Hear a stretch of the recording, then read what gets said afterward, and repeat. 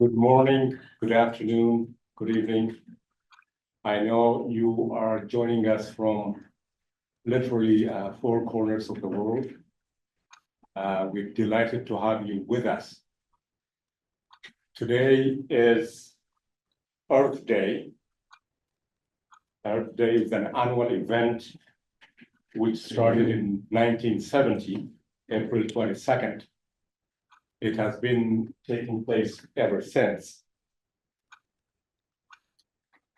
We chose this date because it's not possible for us to have a conversation on peace without really showing willingness to re-examine and to re-study our relationship with the natural world and with the earth.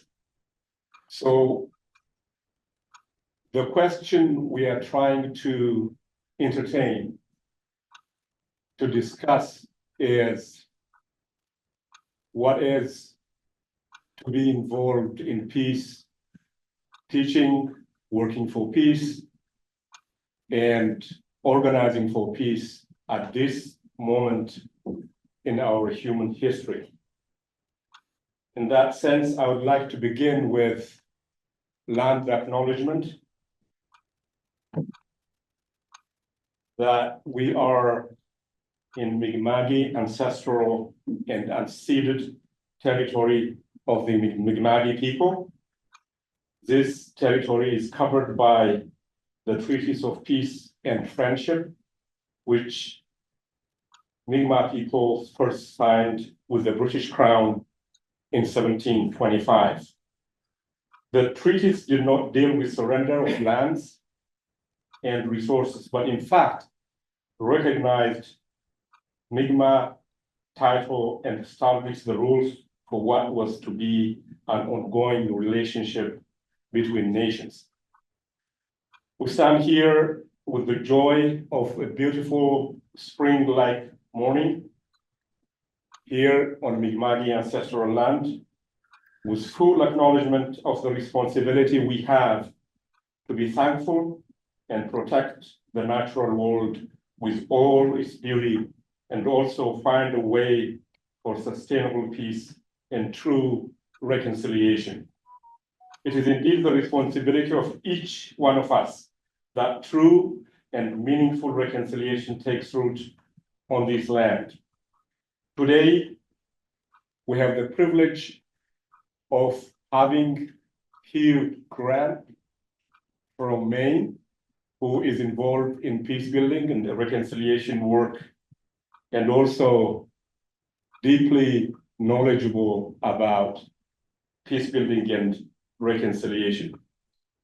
Hugh Curran was born in Donegal, Ireland, into a Gaelic-speaking family, and after moving to Canada, studied for 2 years at St. Francis Xavier University in Nova Scotia.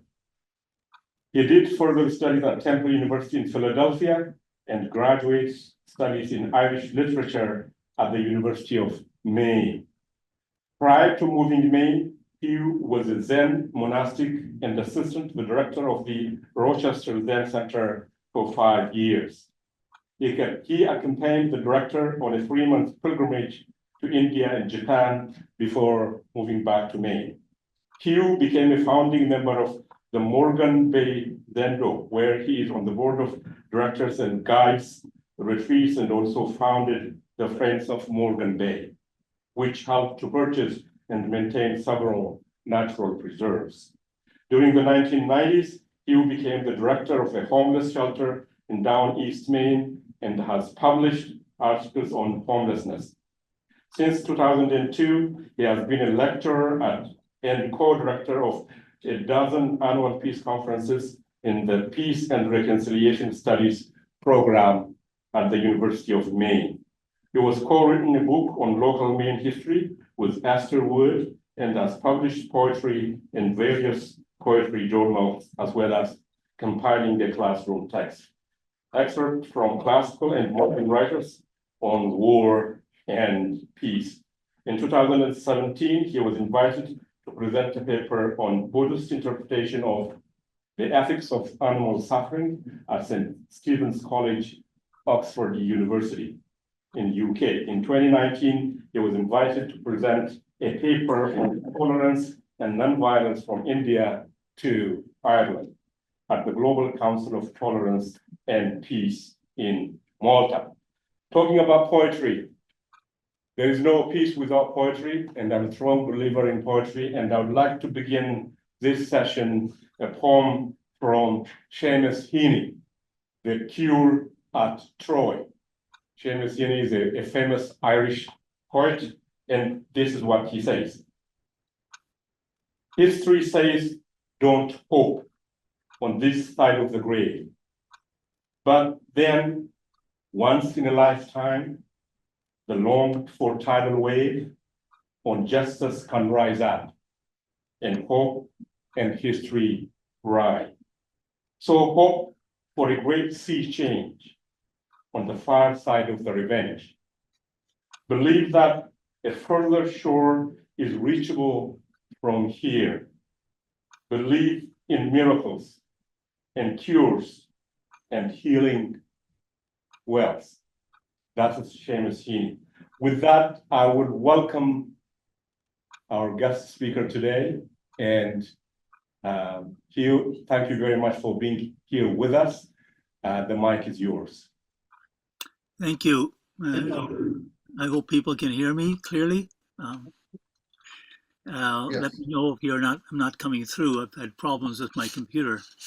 So I attended St. X many years ago and have very fond memories of St. X and of Coady Institute, where I had friends attend at the time. I knew Seamus Heaney not really well, but I helped to bring him to the University of Maine some years ago and had wonderful conversations with him. So thank you for including his poem.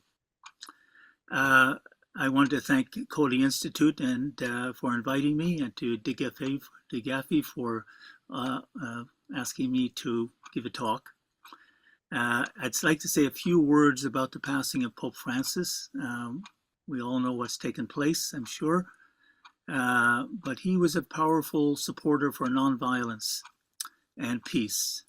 In his 12 years in the papacy, he was actively engaged with the poor, with people in migrations, with the environmental issues. He dealt with the moral questions around technology. So he was very much part of peace and reconciliation movement and a powerful advocate to have. He addressed the future about the forgotten, the ignored, the inherent interconnectedness. So I think what he stood for more than anything was, and he emphasized many times, the interconnectedness of all life, of all living things, of everything, from the smallest mineral to the largest being on the planet. I had summarized his encyclical, but I realized that it would take the whole talk just to give even a summary of his encyclical on Laudato Si, praised be, so I'll refrain from that.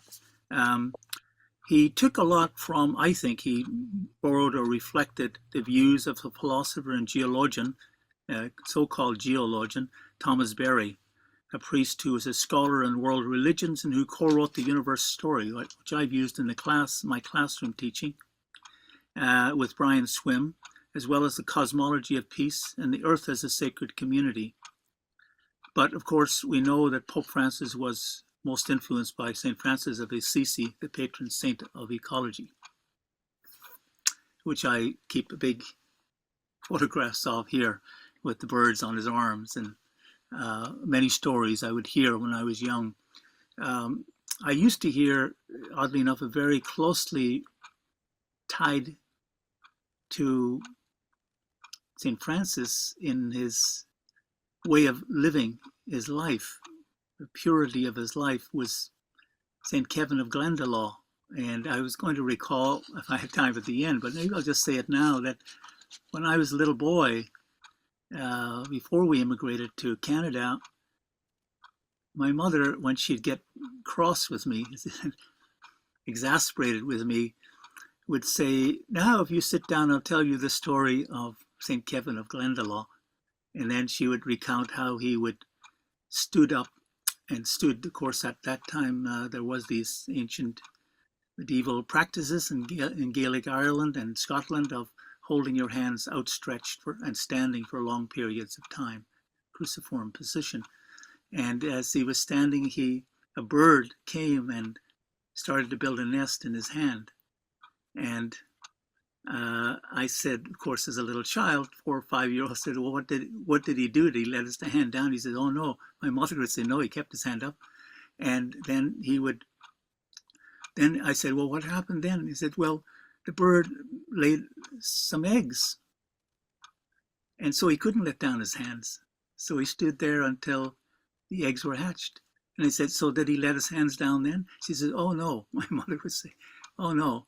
He waited till they were fledged, till they were born and could fly before he would allow his hands to come down. So it was a wonderful apocryphal story about a very good lesson for a child to hear the incredible importance of patience. So Kevin of Glendalough was used as the example of that. I wanted to talk here, and I don't want to go over, so I've actually taken part of my talk at Malta a few years ago on peace, tolerance and peace, and it's a global conference. And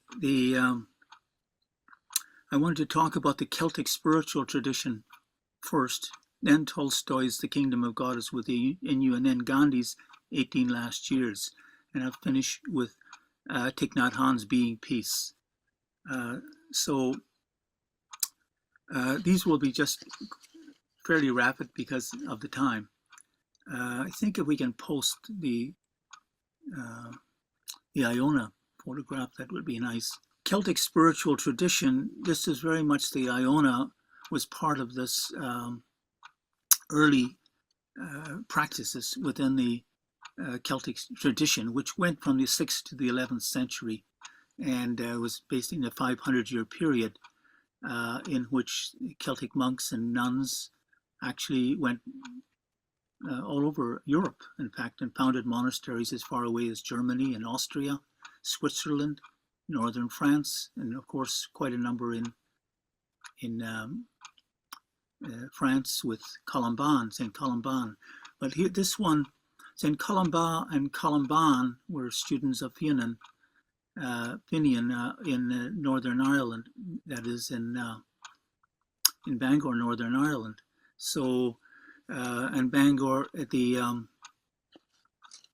came with his 12 companions after founding a number of places in Donegal, where he was born, not far from where I was born.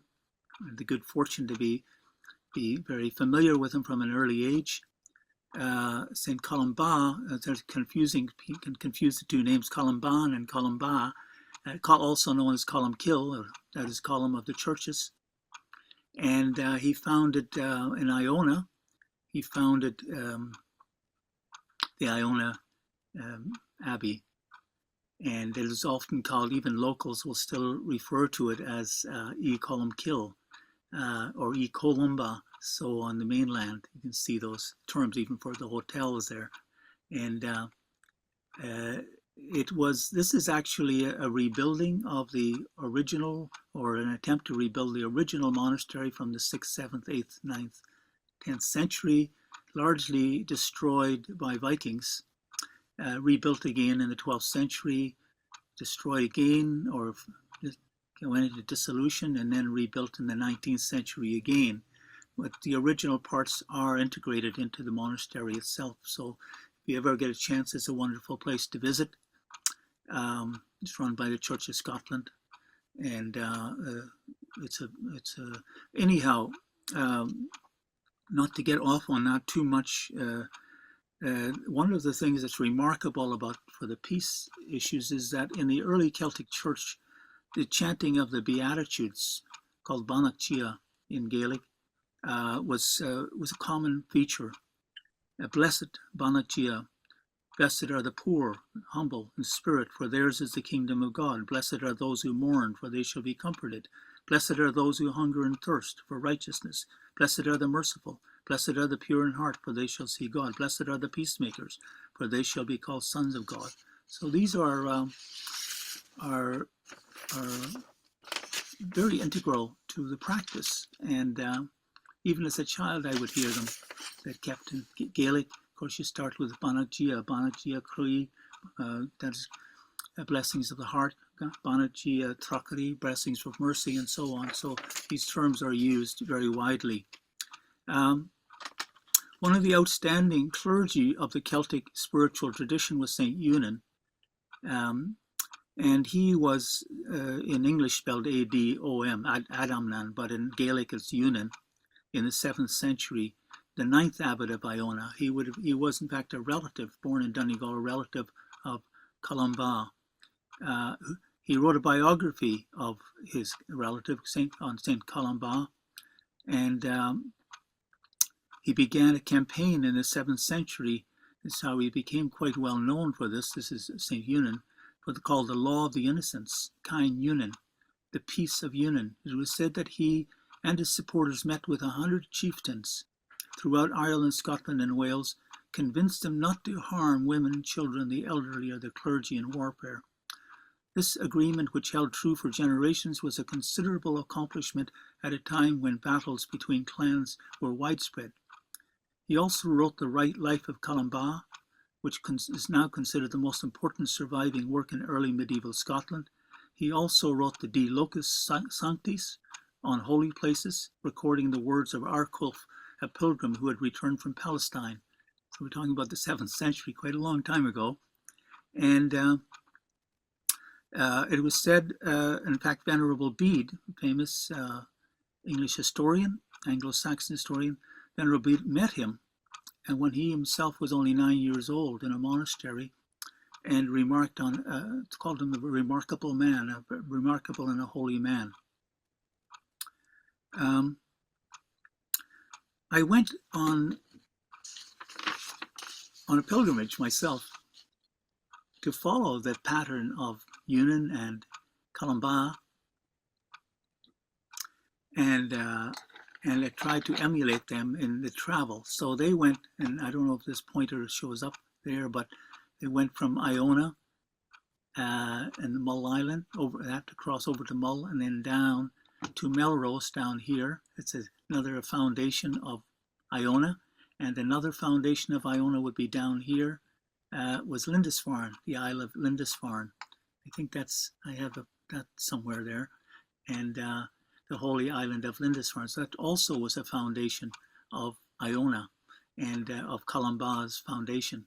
So the Holy Island of Lindisfarne, I crossed over. I stayed for a brief time in Melrose, Old Melrose, where it's associated with Cuthbert.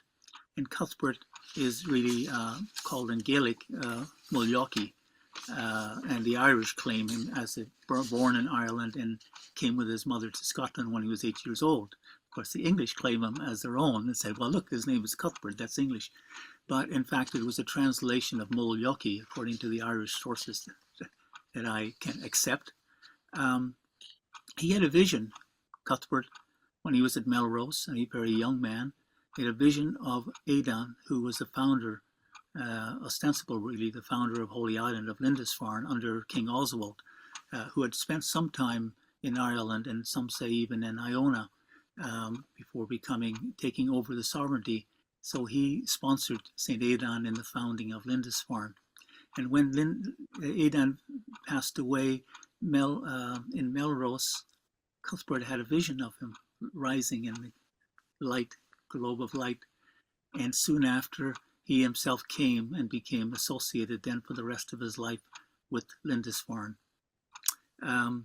The whole stories could be told about this, but he was a very austere man, young man, and then he went on to one of these islands called the Farne Islands, and there where he would be alone for months at a time. They would bring some food to him with a boat, and he would continue there. And finally, they compelled him to leave and to become the abbot of Lindisfarne. Many, many stories about him, but I'll just finish on that to say that I went, and following him, I went up to Durham Cathedral. I don't have a photograph of Durham Cathedral, but the Durham Cathedral is not too far away, I think about 50 miles away, and or less than that. And there he was buried. His tomb was in Durham Cathedral, and venerable beads on the other end of. You could walk between the two. They're only about a couple hundred feet apart. Little chapels dedicated to both Venerable Bede and to Cuthbert in Durham Cathedral. So I'd slept next to what is one of the powerful memories I have of that whole pilgrimage was I was able to get a room next to the little hostel next to the church, the cathedral, and I woke up in the morning. I opened the blinds, and there was this great rose window shining with the light reflecting, the sunlight reflecting off. It was a very thrilling experience. As you could see, the whole rose, there's a giant rose window it's very famous for, and looking it out the window took up the whole side outside. And it was one of those almost mystical experiences in a pilgrimage. So if you ever do some, I'm sure some of you do, pilgrimages, various places, sometimes you have spectacular experience somewhere or other in that process. Anyhow, that there was a, where was I?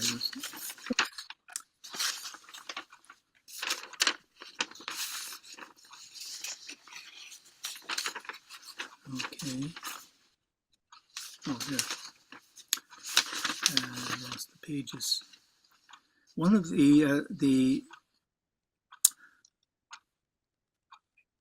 Celtic scholar, some of you might be familiar with, Miles Dillon from Ireland, wrote a book called Celts and Aryans. He was very drawn to the Indo-European, trying to understand the similarities between some old Indian traditions from India and from Ireland. He calls them the extreme ends of the Indo-European world. And he noticed similarities such as fasting. In his books on one of them was on truth.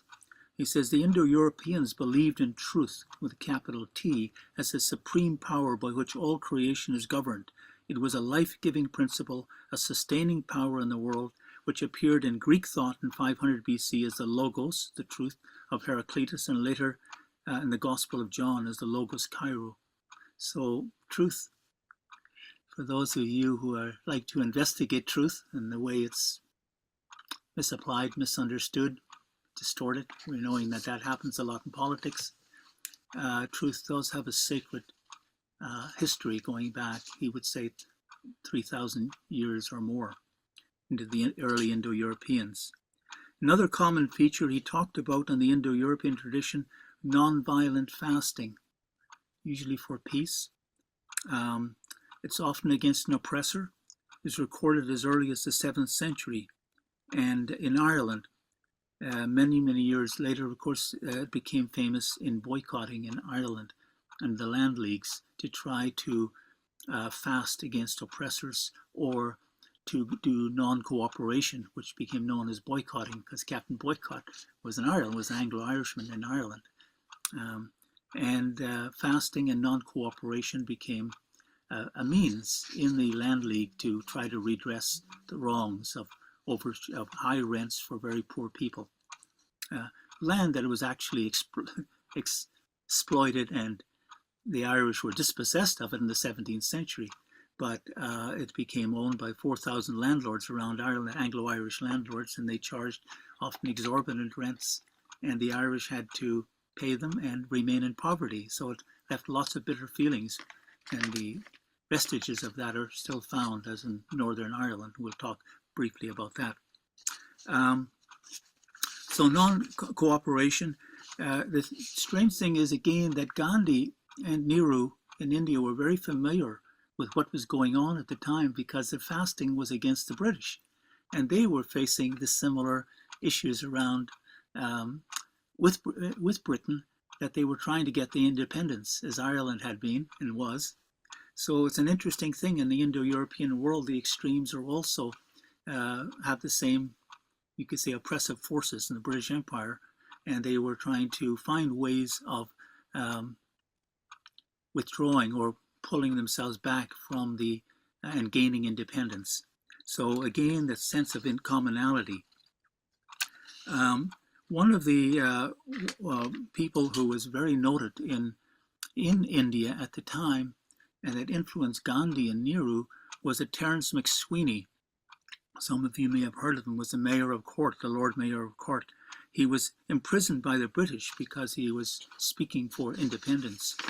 And he spoke out and was imprisoned, and then he fasted, went on a long fast for 74 days. And this was being reported regularly, weekly news items in India as well as in Ireland and England. And he's resulted in his death on October 25th, 1920, at the age of 41. He was quite young. But his fast gained worldwide attention. Nehru stated that he was inspired by his example, and Gandhi considered him a major influence in his life. Because later on, Gandhi took up fasts as a regular part of his own trying to break from into independence. Yes, sorry, there's Captain Boycott there, and you can see the poster. So boycotting became still, of course, we're familiar with it, still being used as a means of indicating to anyone who is overcharging or abusing their rights, rents, or whatever it be, to do a boycotting. So Captain called after Captain Boycott. So more fasting took place in Ireland much years later. In 1981, hunger strikers, 12 hunger strikers fasted, and their deaths provoked popular demonstrations which eventually inspired organized efforts for a peaceful settlement. The issues revolved around civil rights for the indigenous Irish, who also fought for a united Ireland. Nationalists, called nationalists, while the loyalists were descended from the 17th century English plantation of Ireland, and they fought to retrain their political ties with England while being supported by the British military. So dozens of grassroots groups on both sides of the issues organized, eventually resulting in a negotiated process which coalesced under the leadership of Senator George Mitchell of Maine. This peace process resulted in a momentous and far-reaching Good Friday Agreement on April 10th, 1998, so this month, 27 years ago, and the beginning of a political and cultural reconciliation with the Republic of Ireland. So the major event, and curiously enough, there was 2 days ago an article in the paper, in the Irish papers, about Senator George Mitchell at the age of 90, coming back over from Maine to preside at talks in Northern Ireland, Belfast. And one of us, I took down a couple of the quotes that he said. He was, of course, supported by the United States at the time. He was the special envoy from President Clinton, and he had to preside for well over a year, coming and going. I think it may have been a year and a half or so, at many meetings of very violent, often very people of extreme military camps. And he showed an enormous patience. One of the things that stood out was his ability to bring together the extremists and keep them focused and even give them homework to do. And he kept that going day after day for a long period. He came home to see the birth of a child, went back, and so on. So he had a great influence and impact. He was the right man at the right time. And before he came along, they were not allowing any peace agreements or attempts at peace would not permit the extremists, the military extremists, to join. And he said, no, you have to have everybody involved. Everybody has to be engaged in a peace process. He said the other day, he said, do not, he says, a wave of hope is sustained by you. He addressed the young audience particularly. And he says, do not let your truths and your dreams leave when there is so much to be done at home. That's because he's trying to help young people to stay at home rather than migrating, which is a long tradition in Ireland. He had hope then meets hope, and that hope creates an overwhelming wave. This is what our peace needs, a wave of hope sustained by you so that it moves forward and crashes onto other shores. He reflected on Senator Mitchell reflected on the ongoing work required to maintain peace. The peace we have created and enjoyed since 1998 must evolve. It's a very good expression. It's applying the sense of evolution to the peace process. The work is constantly unfinished. We must acknowledge the past but not become beholden to it. It is our job to become continually renewed. He says, saying to many of the young people, there are many teenagers among the audience, a few hundred of them, we pass the torch to you. And of course, everybody stood up and cheered. But it's a hard requirement for young people to be told that the torch is being passed to them.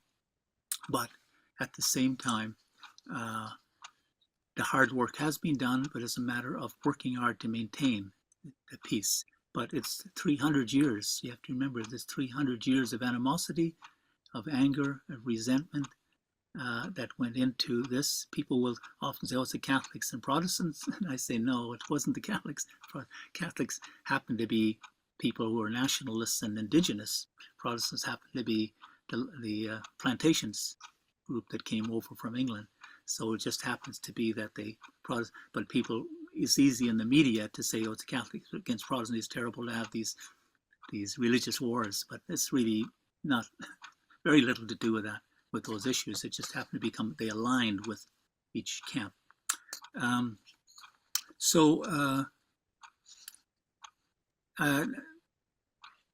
In India, independence movements in India have been taking place, and fasting was used as a strategic and spiritual practice by Gandhi, who also became involved after World War I with nonviolent non-cooperation and boycotting against the British.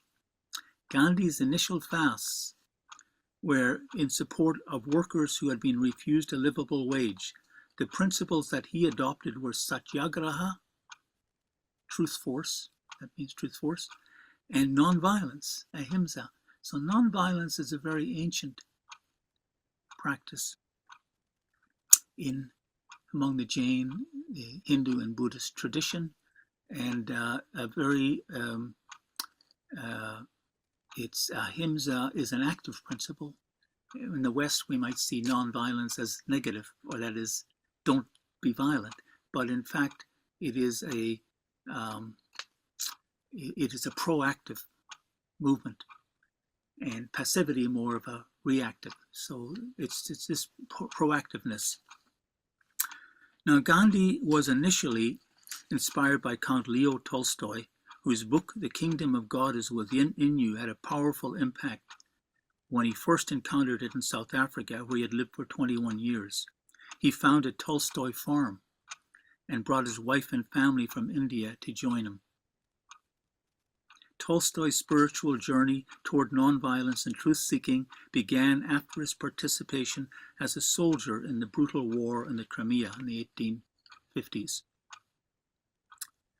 Following the Crimean War, which he just shook him to the core as a young man, he was an officer there. He saw the terrible devastation that took place.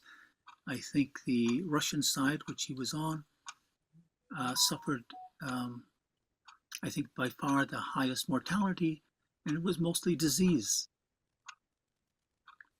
The other side, with the Anzac, the Australian, British, and I think Muslim forces were on the other side. Florence Nightingale came at the beginning of nursing for the military, and she brought 12 Irish nurses and many others, and managed actually to stave off the mortality that was so uh, um, destructive on the Russian side, because they did not have the nursing. And as a result, they had about 1/3 the mortality rate as the Russians did. So anyhow, Tolstoy, when he went to Paris afterward as a young man, he conferred with every notable writer and thinker at the time. He had extended stays up to 2 years, 1858 and 1860. One of his author friends recommended that he read a recently translated version of the Tirukkural, which is the sacred verses and classic Tamil text that had been just translated. And it dealt with virtue and imbam, love. The text focused on moral vegetarianism and non-killing, ahimsa, and based on an ethics that expounded a universal moral and practical attitude toward life, and spoke of the ways of cultivating one's mind. Non-harming and truth were considered the foremost of virtues. He took that, Tolstoy, to heart. He returned to his estate in Yasnaya Polyana, and there founded 13 schools for the children of Russian peasants. He was changed dramatically in those 2 years in Paris. And he saw himself then as a part of humanity. He was not a high count that could control the lives of thousands of serfs. He was, although they had been freed by the Tsar at that time, 1861, they were free to move if they wanted to leave. It was the first time in I don't know how many hundreds of years that they were allowed to leave their estates and move to others. Before that, they were basically almost like slaves, kept in the same estates. So he said, well, we must educate, and he devoted a good deal of his life. He went into the schools himself, hired teachers, went into the schools, and himself taught those 13 schools on his own estate. Then he wrote, of course, his famous book, War and Peace, his most renowned book. He also then had a spiritual crisis afterward, and he wrote The Death of Ivan Ilyich and What is to be Done in 1886, became known as a radical pacifist. He became known as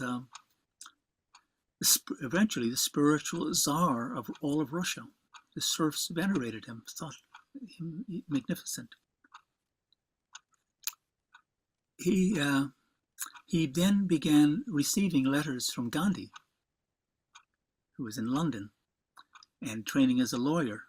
And Gandhi was very influenced by his writings, and many back and forth letters. And Gandhi went to South Africa, and he founded an ashram called the Tolstoy Farm.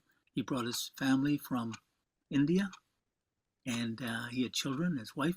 He got married because of these customs of India. He was married at the age of 13 and had a family before he even went to London to train as a lawyer.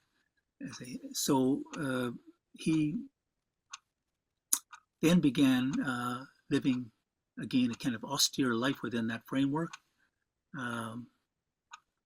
Said he stopped, had enough children, I think he had 6, and lived celibately from then on. And his path was influenced by, I said, by Tolstoy, and Tolstoy encouraged him about truth, the search for truth, and he began to, and then Tolstoy advised him or recommended the Sermon on the Mount. So that's what I introduced with Beatitudes, this sense of the Sermon on the Mount being so deeply influential over Tolstoy's life from then on.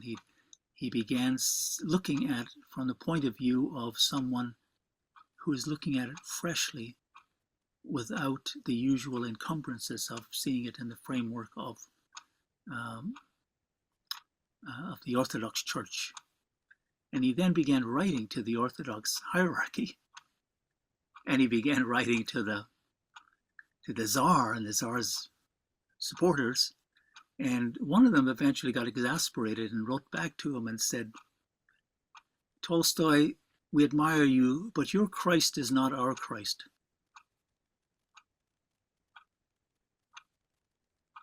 It's a strange phrase. Your Christ is not our Christ. Because they weren't paying much attention to the Sermon on the Mount, as he said, which is a very, very deeply nonviolent pacifist writing or talk.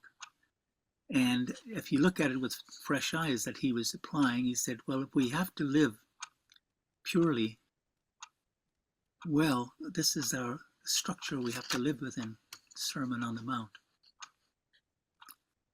So this is what is to be done. And he began living then himself with more austerity. He had children like Gandhi. He had his own family already growing up. His wife was sort of exasperated with him because he would put on the, as the pictures show, put on the serf's costume or the way they lived and began to imitate their lives and go on walks not as a count or a nobleman, but as a serf himself. This sense of identification, very strong and very powerful. There was a man from Ireland who came to visit him, actually, Stephen McKenna. The poet Yeats wrote about him one time. Stephen McKenna was an interesting man himself, born and raised in Ireland. He became the editor of the International Tribune, I think it was in Paris, under Joseph Pulitzer. And he went to visit Tolstoy. And I think they had brief conversations. He wasn't pleased with seeing him transitioning from nobleman at party, or he saw him in a distance as being in this kind of venue of the nobleman, and then he's seeing visitors and wearing the serf's outfit. Didn't care for that, but he did talk with him, but he was inspired. And he went back to Paris, wrote to Joseph Pulitzer, I quit, and devoted the rest of his life to translating the famous book called Plotinus on the Neoplatonist tradition, and devoted many, many years to translations from the Greek and the Latin for this very mystical text by Plotinus. Anyhow, I know our time is fast moving here, and I just said jump ahead. He said, in India, Gandhi moved back to India with his family. He became, actually because not only of his setting up an ashram and living simply, but he was also famous for settling and working with workers in factories who were working long hours, getting very low wages, and he became their lawyer. And as a result of that, he was also venerated by people who really he had helped to raise their wages and their living standards by collective action, by boycotting and non-cooperation, and which he applied against the British later on. He said, Gandhi articulated what he was going through at the time. He said, the first step in nonviolence is that we cultivate in our daily life truthfulness, humility, tolerance, and loving kindness. While being against violence, we must also be ever wakeful, ever vigilant, ever striving. Later, he articulated this as divinity is omnipresent and sits in the hearts of all of us, although we cannot always grasp the essence. But when it becomes active within us, it can work wonders. He continued, ahimsa, or nonviolence, is found in Hinduism. It is in Christianity. Of course, it's on the Sermon on the Mount. It is in Islam. I have heard from Muslim friends that the Quran teaches the use of nonviolence. It regards forbearance as superior to vengeance. The very word Islam means peace, which is nonviolence. Bajha Khan, who was a great follower of his and lived with him, in the ashram, was a staunch Muslim, and every early in the morning would do meditations with him in the ashram. And later on, Badshah Khan went back to his home. I think it was Afghanistan and what is now Pakistan, and led many first strikes against the British, first of all, and he was incarcerated for years, and then against the local authorities in Pakistan. And they said he was 90 years old when he passed away, but he spent 30 of those years in prison between Muslim authorities, which when they were brutal or angry or used repression, he would go on demonstrations against them in the Gandhian style. He was called the Gandhi of the Pathans, the Pathan people. So now, after World War I, Gandhi became more deeply infused with Indian aspirations for independence from Britain, became more immersed in the Bhagavad Gita, the Song of God, which encapsulated his own strong faith that the Gita represented the eternal duel between forces of evil and good, and that good would ultimately prevail. His vegetarianism and his fasts were actually inspired by his mother, who was a very devotional woman who spoke all of his life about her and how inspiring she was. And he made promises to her when he went off to London that he would be a vegetarian and follow a celibate and simple lifestyle and so on. Those vows became very important to him, and he asked his followers when they went on strike or boycotts or non-cooperation to make a vow, make pledges, and in this way we can hold each other to our promises, to our pledges. He says, non-violence implies complete self-purification and is without exception superior to violence. The power at the disposal of the non-violent person is always greater than if he or she was violent. He developed a plan for peace brigades that would build tolerance. He insisted that a messenger of peace must have equal regard for all the principal religions of the world, which means they should possess a knowledge of some knowledge of different faiths, while hoping for the evolution of peace brigades of violence on a global scale was beginning to take place. So he then faced World War II. He was asked, to simplify this and say it quickly, he was asked by the British to support their efforts because he was already known as a major leader within the independence movement, and he refused. He says, you have made us the victims already. You have made us that we have had to cooperate with you for a couple of 100 years now, and we are conscientious objections. But he didn't stop soldiers and military from helping out on the understanding that they would get independence afterwards. So Britain did make the promise, or half promise, to give independence, and as a result 2.5 million Indian troops joined the British in World War II and had enormous impact, not given the attention that they deserve. I'll skip some of this because our time is short. Gandhi, for those who have followed his life, was assassinated by a Brahmin, a nationalist Hindu who was convinced that India needed to be militarily strong. And I will then just speak about being peace. Pax Christi mentioned that this being peace, this is a book I have here, which shows up. It's by Thich Nhat Hanh, and Pax Christi said that it's a non-violent peace organization, international. I joined it years ago. Noted that the book was written by Thich Nhat Hanh as a remarkable teacher of peacekeeping spirituality. So they highly commended the book. Nhat Hanh notes that Dharma is the way of understanding and loving. Understanding is Sanskrit word is prajna, and love is karuna, maitri. They are not two, but are intertwined. We are all potential Buddhas. That is, we are all capable of being awakened to our deepest level of our being. To be a Buddhakaya is to embody the principles of Dharmakaya, the body of the teachings. And even, he said, even if you are fully working to be fully awake. Even an oak tree can be your teacher. So he brought it right back down to the earth, to this sense of what is teaching. Where are you learning? It's learning to listen with your whole heart and mind. As he said, listen to the sounds of nature, listen to the sounds of a bell, listen with your full attention to other people. Listen with your heart. Look into their heart, listen to their heart. So this is part of the discipline of what he called the mindfulness trainings. He said, the suffering we carry is the same suffering society carries. When we meditate, we do it for all of society.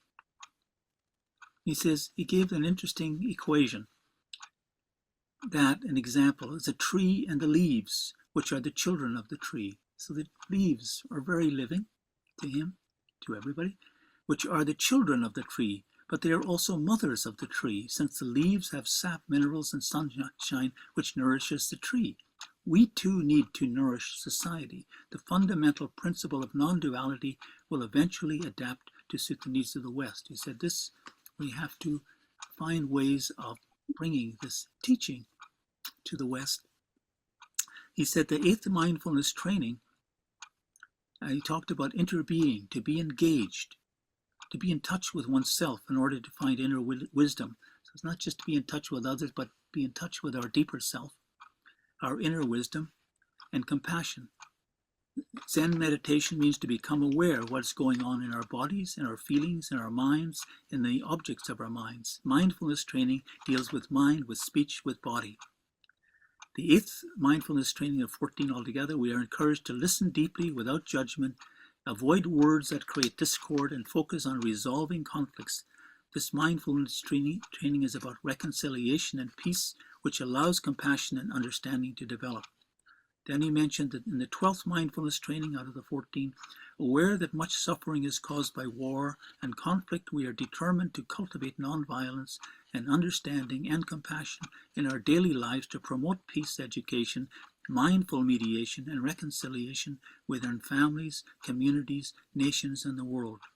We are determined not to harm, not to ever let others harm. And we'll practice deep looking to discover better ways to protect life and prevent war. So I leave off now. I know we're used up on maybe over on the time to allow any time for questions or comments. Thank you very much. You have given us a lot to digest and reflect. We began our conversation and discussion with the question, what does it mean to be teaching and working and living peace at this particular moment in human history?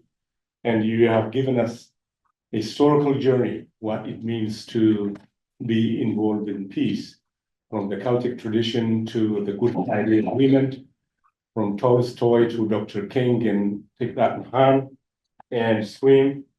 And also you have given us the intellectual, the practical, and the spiritual dynamics of what it means to be involved in peace. As I listened to you, what I was thinking and what going through my mind was memory. How do we really activate memory and intergenerational transmission of traditions and practices and memories to the younger generation so they have something to build on and to improve on, as you have articulated. So these are names, giants in our peace movement, in our peace education, like Dr. King and Gandhi, so on and so forth. But you concluded your discussion by articulating also the importance of listening without judgment, listening, not just hearing a voice, but listening with our hearts, not listening just to human beings, listening to voices around us, sounds around us. So how do we renew our promise, our engagement in peace education and peace work? Here at Coady Institute, we try to do our minimum best in terms of our engagement.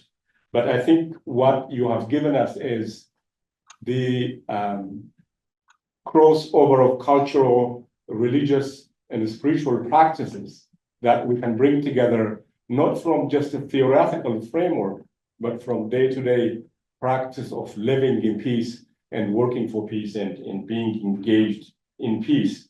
So the question was, what does it mean to be teaching peace or working for peace at this moment? The answer probably is, let's go back in time. Let's examine our human history. Let's pull out certain memories, certain practices, and also add some new ones on that so we can actually have some framework, some practical actions that we can keep engaged in peace building and peace work. The nonviolent articulation you have shared with us is one powerful tool that has been applied for many, many years in the past, and sometimes even in the present. So thank you again for your thoughtful reflection, for your insights. What we will do is we have some time for questions and answers for the next 15, 20 minutes, and we will come back and summarize our conversation. Any questions online, Brian? None yet. While people are articulating their questions, let me pose mine. And my question is this. This moment in history, this moment in human history, there was a piece of article I was reading for the last couple of months, and the title is "The Shame of Being Human." And that article articulates when violence happens, when we are helpless in terms of helping others, when we are incapable of stopping war, when we are really feel like we have no tools left in our toolbox to engage in a peaceful way, but at the same time stop the killing of children, the destruction of villages, communities, so on and so forth. How do we anchor ourselves at these bleak moments and say, well, we have no any other alternative but to do this and this and that? How do we keep that energy? How do we keep that spirit? Yes, a very important question is how I think the deep listening to me is probably has been in my life the most important. When I practice deep listening, which I learned from a teacher, one of my teachers, I had to apply it in with violent people, actually, at homeless shelters and so on, that I had to deal with on a daily basis as a staff and director and so on. One thing I learned that was helped me a lot was to focus on their heart. Imagine that their heart was like the sun inside them, and my mind's eye would look into their heart rather than thinking about their conditions, because you would associate with their anger or resentment or irritation, but to look in and see that heart, and then to try to listen intuitively, to speak intuitively and listen intuitively. When they spoke, I would then allow the words that they said to come into my body rather than into my head. So that's a practice within the Zen and Buddhist tradition, to listen with the body and to look with the eyes, the wisdom eyes. So those can be taught to anybody to practice. I remember I had one student she was a PhD student, went off back to Czechoslovakia, wrote me a long letter and said the best teachings that I heard from you, which I was passing them along, of course, was to listen. But I had told her also to listen even to the dimmer switch. When you're sitting for a half hour, learn to allow even the sound or the sound outside or something to coast through the whole body, so that it's actually a great discipline to learn to listen, not just to human voices, but to natural voices, to even artificial voices. and just to feel as if you're not present. There's not somebody called Hugh or whatever there. It's just the body listening. And that discipline can be taught to anybody if they realize that that's what's going to bring them a deeper sense of equanimity, of well-being, which is what happens when you listen with the whole body. So I do think that that's one of the very best ways. And in dealing with anybody, to encourage them to practice is to start with exercises that we use ourselves, and to say, here, let's try this for a half hour or whatever, 15 minutes or 10 minutes or whatever, and develop something from that. But to look in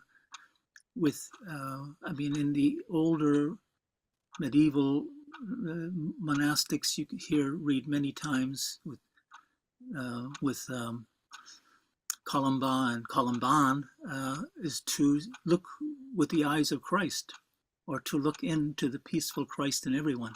So there are different ways that Gandhi talked about looking with, with the eyes, with these divine eyes, and feel that you are present. Rama was his sort of, you could say, his divinity, and he applied that very similarly as one would with Christ.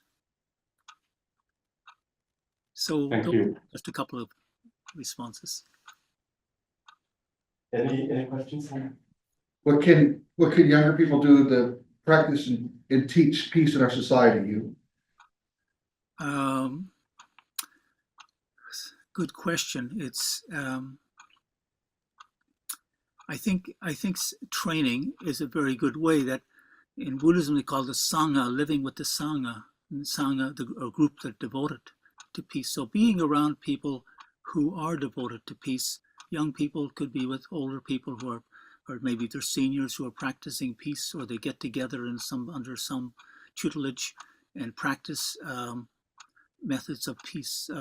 Reaching out, of course, going satyagraha, as Gandhi did, with going with a group, practicing truth of giving, of generosity, of devoting oneself to helping in whatever way possible. Of course, these are community things, and they're always helpful. But to find ways of being engaged, and we're in a society now that disengages a great deal.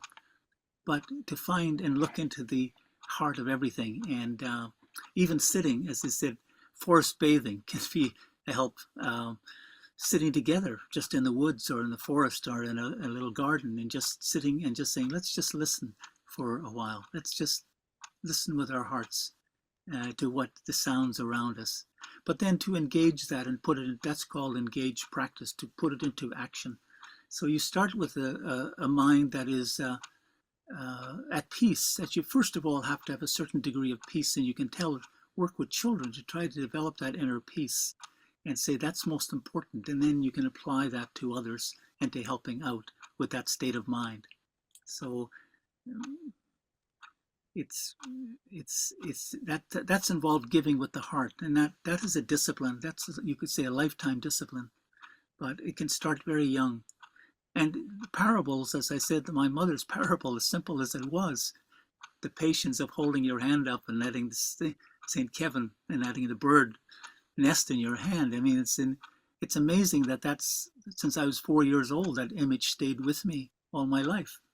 That image of patience, and my mother teaching it to me at a very young age. So I think there are many ways that young people can be reached with stories, reading stories, telling stories that indicate or show or manifest peaceful intentions, peaceful use. And of course, there are many people.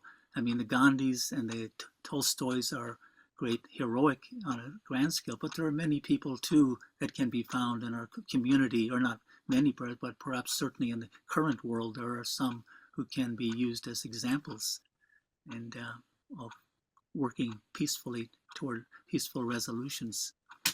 And I mean, George Mitchell, for instance, he was not devoted, his life was not devoted to peace, it was politics, but he realized that even late in life, 27 years ago when he started, that he had to learn a great deal, and he was willing to do that. So people can learn at whatever age and teach at whatever age they can. Thank you. Brian, there are two people raise their hands. I see on the screen. What advice would you give this generation of young people that is very attached to social media and use it as a tool to spark conflict? Did you hear the question? Yes, yeah, that's kind of a difficult one. And I see it even on the campus, university campus, and I see it even in the local YMCA. Everybody's with these iPhones or whatever, and their media is a very powerful thing. And this is what I think Pope Francis was alluding to about technology, that it has this negative side, and we have to find ways of overcoming. With young people, we can say, you have to, we were going to have such and such a meeting, or we're going to attend such and such, or home such and that. There's going to be at least 1 hour when you no longer have these at hand, that you let us just sit quietly and partake of supper or watching a film that's very important and inspiring, or whatever that reaches a child or a youth. So yes, there's no sudden answers. You have to introduce people gradually to going for walks, going on a pilgrimage. I have friends who go over to the Caminos, and they're taking their children, and they walk 100 miles. Well, that seems drastic, but there are Caminos, there are pilgrimages that can be made even in Nova Scotia to go, and even forest walks. All of these are good ways to break and say, please, when we're on this walk, please put your phones away, put them in your backpack, whatever. Let's not use them while we're engaged in this practice, and treat the walk as a sacred walk. That the nature is a sacred place, and to respect the sounds that are there and the walking that you're participating in. We often have walks where people, in the Thich Nhat Hanh tradition, you might say, ring a bell, bring a little bell with you, and ring the bell every few minutes to remind followers, people on the trek or on the walk, to keep their attention focused, not to let their mind get diverted onto social media or whatever. So I think there are many ways nowadays still available to us. Any more questions? Just sort of on the associated with that one is, how can you use that as a positive? You know, how can you transfer of listening knowledge to current generation who are impatient, prefer digital space? So could you use digital as a tool versus avoidance? Well, yes, I think so. There are the other night I turned on something, and it had a scientific discussion with photographs of the cosmos and of new discoveries of, black holes and so on. And I was fascinated. I just put it down. I didn't watch it. I just put it down next to the bed where I'd been doing some reading and studying, and I just listened for a half hour. And I thought, what a wonderful story to have on iPhone or my smartphone, and I could just put it aside. And I think there are good programs like that are available. Nature programs, of course, many of them that are available, and one can listen to, inspiring talks that one can listen to. Yes, I do think there's lots within the media that can be used. It doesn't have to be a black or white, a negative or positive. It can serve a good purpose too, to allow people to enter into a kind of a state of equanimity by listening carefully. Maybe I think listening probably would be more important in this respect. I found when I was watching the cosmos, I just got the impression from a couple of photos, and I said, well, that's enough, put it down, and I just listened. And I found it was a wonderful half-hour talk on cosmos. and I think the same is true. Sometimes you don't have to enmesh your eyes with it, but you can just do the listening. I'm going to give the last question to myself because I have the power. You spoke about nonviolence and the importance of nonviolence historically the importance of nonviolence when we are faced with several challenges. And I've had this conversation with many people from around the world, and they tell me something else. That is, when we're pushed against a wall, when our dignity is compromised, when our very existence in a physical sense is in question. And they tell me we have no other way but to resist violently. And they say this is a matter of self-assertion. This is a matter of self-respect, they say. What would be your answer to those people who say this when you talk about nonviolence? Yes, that's the very questions that were addressed even in 1916 and 1922 in Ireland. People who believed in nonviolence, and yet they said British military do not pay attention to that. They just see it as a weakness, and then they hit you with their rifle or kick you or whatever. What do you do? So some accepted that and were sent to prison.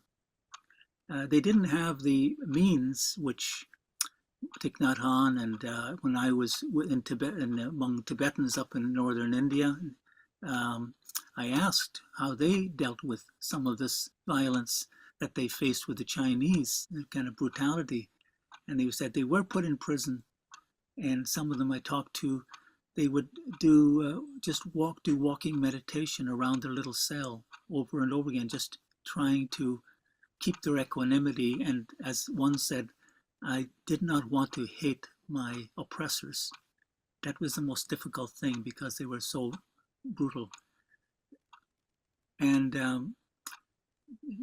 Shifu Shengyan, a Chan teacher, said sometimes you have to put aside your vows. You have no choice, maybe, but put them aside and just do the least harm you can under those circumstances. It's a defensive measure. If you have to defend yourself, sometimes I took martial arts when I was in college, and I found actually that gave me a lot of confidence. Instead of reacting angrily and bitterly, I felt confident enough to not get engaged because I felt I could handle myself if I was, in a street fight in upper part of Broadway in Philadelphia, which was a lot of very violent area. And I just found that the very sense of having confidence prevented the fighting. So, but I don't know, it's a very hard thing when you're confronted over and over again with violence. You just have to say, if you believe in nonviolence, then you have to find ways of deepening that belief system and learning the process of meditation and equanimity and inner equanimity, and to maintain that no matter what. But I think if you build up confidence in your own abilities, and then you just, as I've told students before, just under whatever circumstance, just do the least harm. You can't always avoid harming, but you can do the least under the severity of the circumstances. Is that? Thank you very much, Hugh. We are grateful for your time. We're grateful for your wisdom and for your insight and knowledge. Let me give some footnote here how I met Hugh. Lynn, my colleague here, early in the winter, brought Hugh into my office, and she said, "You probably will be interested to have a conversation with Hugh." And we sat down and have a conversation for about half an hour. And the reason why I'm raising this is I teach peace building and conflict transformation here at Coady. And I strongly believe the very definition of peace building, the very definition of conflict transformation is relationship building. If we are willing and committed to build a healthy relationship rooted in dignity and respect, then we will have a path towards building a sustainable peace, building a relationship in our individual lives, in our communities, in our nations, and in the world. And I think that's precisely what really transpired this whole conversation, a relationship building. Hugh lives in Maine. I live in a small town in Antigonish, and Hugh from time to time comes to Sydney, Nova Scotia to visit his family.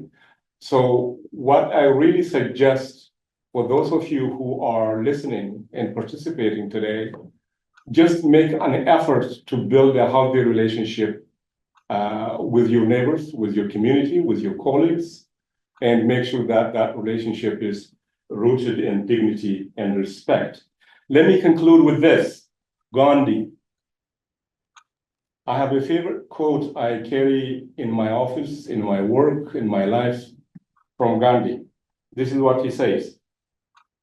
What difference does it make to the dead, the orphans, and the homeless, whether the mad destruction is wrought under the name of totalitarianism or the holy name of liberty and democracy? What difference does it make? So when we are talking about nonviolence, we have to anchor ourselves on certain foundation that war is not sometimes good, the just war, just a democratic war, whatever justification we can come up with. So the work for nonviolence and sustainable peace goes on, regardless of what kind of bleak challenges we face.